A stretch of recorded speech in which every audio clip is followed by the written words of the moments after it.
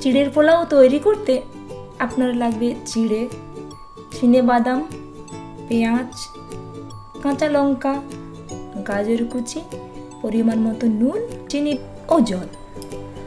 প্রথমে একটি কড়াইতে অল্প পরিমাণ তেল দিন, তারপর তাতে চিনেবাদাম দিয়ে ভালো করে ভেজে নিন।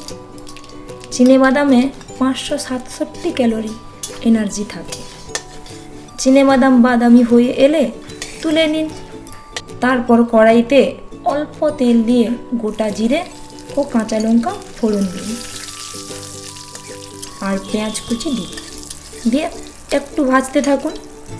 পেঁয়াজ কুচি বাদামি হয়ে এলে তাতে চিড়ে দিয়ে দিন, দিয়ে ভালো করে মিশিয়ে নিন। পরিমাণ ও স্বাদ মতো নুন ও চিনি দিন। গাজর কুচি দিয়ে একটু নেড়ে চেড়ে নিন। তারপর ভাজা চিনাবাদাম দিয়ে নিন। এবার ভালো করে মিশিয়ে নিয়ে ভাজতে থাকুন।